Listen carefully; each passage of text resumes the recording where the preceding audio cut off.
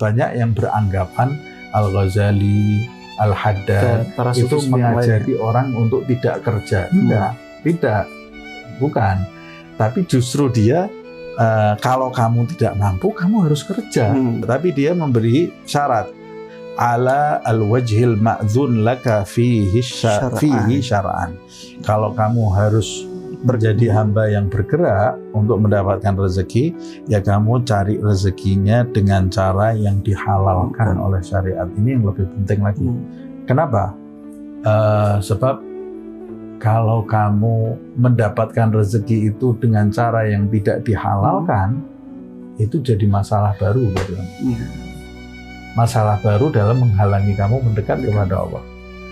Masalahnya rezeki yang haram itu penghalangnya masuk ke dalam diri kamu, mengalir darah bersama darah kamu, menyebar ke seluruh tubuh kamu.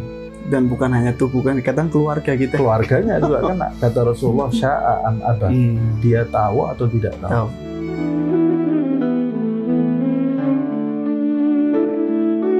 Ini pembahasan selanjutnya Imam Abdullah bin Haddad semakin semakin menarik, Habib. Wa'lam annahu la haraja 'alaika fi talabir rizqi bi harakati dhahirati ala wajhil ma'dzudi laka fihi syar'an. Nah, ini tadi dijelaskan bahwasanya sesungguhnya tidak menjadi masalah jika kita ini bergerak untuk mencari rezeki selama rezeki cara perolehannya itu sesuai dengan syariat. Nah, nilai kita maksudnya ini hukumnya seperti apa? Prosesnya supaya kita mencari rezeki itu sesuai dengan syariat yang diajarkan itu seperti apa? Ini kita kalau memperhatikan penggunaan kalimatnya Abdullah bin Haddad ini, jadi sebetulnya di awal tadi kan dia bilang jangan kamu takut jadi miskin. Jangan engkau terlalu memikirkan dunia. Kemudian rezeki itu sudah dijamin. Beribadah kamu kepada Allah Subhanahu wa taala. Kemudian di akhir itu kan dia bilang kamu tidak lihat orang kafir, ahli maksiat itu sama Allah ya tetap diberi rezeki dunianya. Masa Allah akan membiarkan kamu yang sholat, ngaji, terlantar? Nah, orang yang tidak paham, kemudian dia akan berpikir, loh, berarti saya tidak perlu cari rezeki. Berarti kalau saya cari rezeki, dosa saya. Karena meninggalkan ibadah, sebab misi saya di dunia kan untuk ibadah. Kalau saya bergerak cari rezeki, berarti apa saya berdosa? Nah, ini kata-katanya makanya di sini la haraja 'alaika. Tidak berdosa, tidak masalah gitu ya, tidak masalah. Tapi kata-katanya kok menggunakan tidak masalah. Dia juga tidak memerintahkan gitu ya. Maksudnya kan wajib bagi kamu tetap mencari rezeki. Paham maksud saya? Paham. Jadi dia tidak memerintahkan orang kamu wajib cari rezeki. Tapi dia mengatakan kamu kalau mau cari rezeki tidak masalah. Berarti secara tidak langsung dia ini mau mengatakan ada orang yang rezekinya datang tanpa harus dicari. Tapi kalau kamu mau mencari rezeki, tidak masalah. Cari rezeki. Jadi sebetulnya orang yang cari rezeki, rezekinya datang harus dengan nyari. Itu jangan menyalahkan orang yang rezekinya datang tanpa mencari. Dan sebaliknya, orang yang rezekinya datang tanpa mencari, jangan menyalahkan orang yang rezekinya datang harus dicari. Karena di dua sisi ini semuanya juga ditanggung oleh Allah Subhanahu wa taala, dan kedua-duanya memiliki kelebihan sendiri-sendiri dari sisi yang berbeda dan tidak bisa jadi satu ini. Nah, kenapa kok dia mengatakan tidak masalah kalau kamu itu mau mencari rezeki, kamu bergerak keluar? Tidak masalah. Jadi begini, ada pada titik, jadi dia ini berangkatnya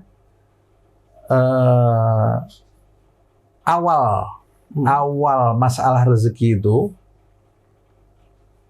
maunya dia, tapi ini jangan disalahpahami ya. Maunya kamu tidak kemana-mana, rezeki itu sampai ke kamu. Oke. Cuma bedanya ada orang yang dia harus bergerak.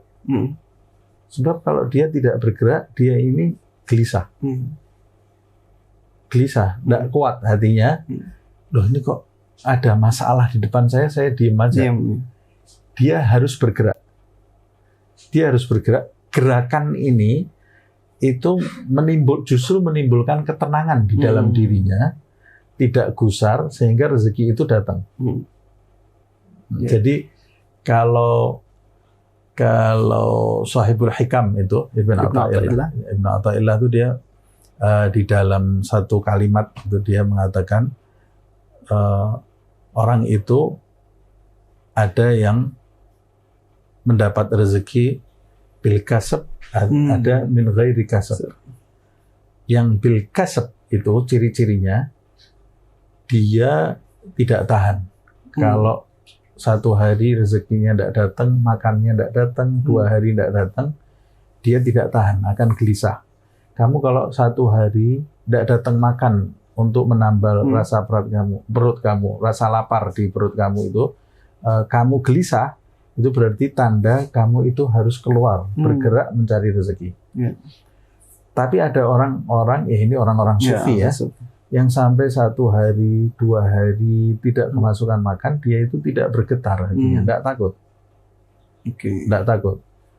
Nah, orang yang seperti ini, itu orang yang mendapat rezeki tanpa kasab, tanpa usaha. Salah satu contohnya kayak Uwais Al-Qarni. Dan itu sedikit, tidak banyak. Jadi jangan jadikan dalil, jangan jadikan patokan. Jangan saya ini yang tidak bergerak di rumah aja rezekinya datang. Padahal kita baru nggak sarapan aja sudah bingung gitu kan.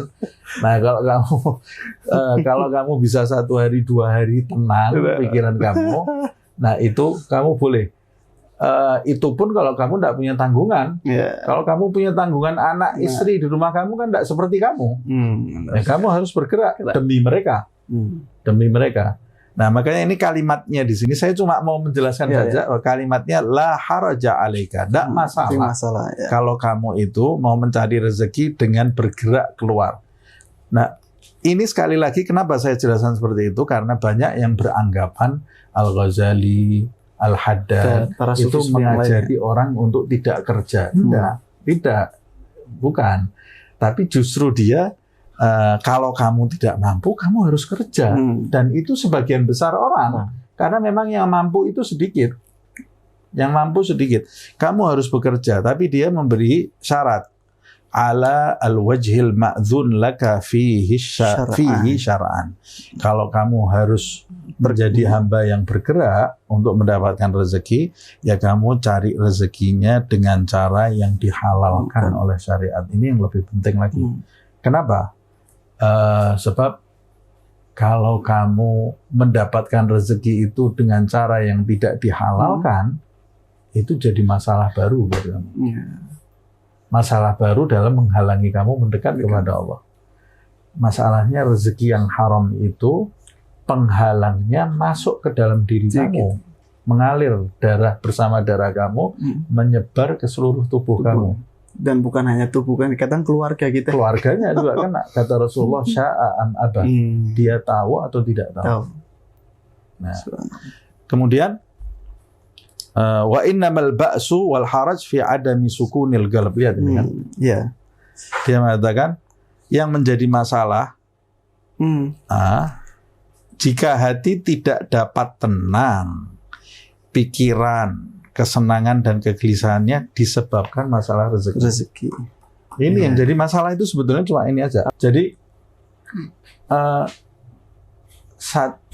seorang salik itu kerjanya mencari nafkahnya itu demi menghilangkan kegelisahan terhadap masalah rezeki saja.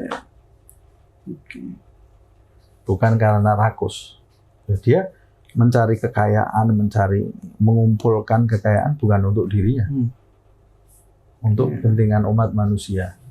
Nomor 1 keluarganya dan orang-orang di sekitarnya. Gitu ya. Jadi sini ditegaskan bahwa mencari rezeki bagi para salik itu tentunya dianjurkan. Tapi yang dilarang itu jika hatinya gelisah kalau tidak ada rezeki atau kita berpatokan pada satu rezeki, itu yang dilarang. Betul. Bahkan dosa dikatakan di sini. Ya. Ada dua cerita ya. Ada dua salik, yang satu rezekinya harus berusaha, yang satu rezekinya datang tanpa usaha itu kan. Dua-dua ini saling berdebat. Yang satu bilang rezeki itu harus dengan usaha, yang satu lagi bilang enggak, tidak, tanpa usaha rezeki itu datang. Kemudian mereka saling berdebat sampai ujung-ujungnya, ayo kita buktikan aja. Kamu diem di rumah sini, jangan kemana-mana. Saya yang keluar cari nafkah. Rezekinya nanti yang dapat siapa? Saya atau kamu? Ayo kita buktikan. Keluar yang satu ini. Keluar, baru sampai perempatan jalan, ada kurma jatuh. Satu ikat kurma itu jatuh dari pohonnya. Kata dia, subhanallah, saya berusaha, Allah yang mendatangkan rezekinya. Yang diem di rumah kan tidak dapat. Dia mau menunjukkan kepada temannya itu, dia balik. Dia balik, masuk pintu rumahnya, terus dilempar kurmanya itu. Nih, saya keluar baru sampai perempatan, saya dapat rezekinya, kamu diem di sini, apa yang kamu dapatkan? Kata dia, kamu yang mencarikan saya kurma, saya yang makan kurmanya, kata dia. Jadi yang pertama makan justru yang diem di rumah. Sebetulnya cerita itu dibawa oleh para sufi. Dua hal ini tidak bisa dipertentangkan, gitu loh ya. Tidak bisa dipertentangkan. Memang ada sekelompok orang yang modelnya kayak gitu. Datang, modelnya gitu. Di rumah dia datang. Ada sekelompok orang yang memang harus keluar gitu ya. Cuma itu ada ciri-cirinya. Dan itu dibahas di kitab Al-Hikam itu ya. Oleh Ibn Athaillah panjang lebar. Ya, dan sekali lagi kita tidak dianjurkan fokus untuk yang orang khusus ini. Makanya Imam Ghazali, Habib Abdul Haddad ini memberi wanti-wanti ciri-ciri. Di antaranya orang yang rezekinya datang tanpa tanpa harus usaha, itu hatinya tenang kalau rezekinya tidak datang. Okay. 2 hari, 3 hari rezeki kamu tidak datang, hati kamu tenang, tidak gelisah. Kalau gelisah, itu tandanya kamu harus keluar. Nah, siapa sekarang yang tidak gelisah? Itu hanya segelintir orang. Apalagi hidup di kota ini. Iya. Mungkin itu anak kita yang masih kecil. Oh iya. Anak kita yang masih kecil, tidak mungkin gelisah dia, tidak paham masalah rezeki. Nah, makanya dia rezekinya datang walaupun lewat kita itu ya. Bapaknya yang gelisah. Karena bapaknya gelisah maka bekerja.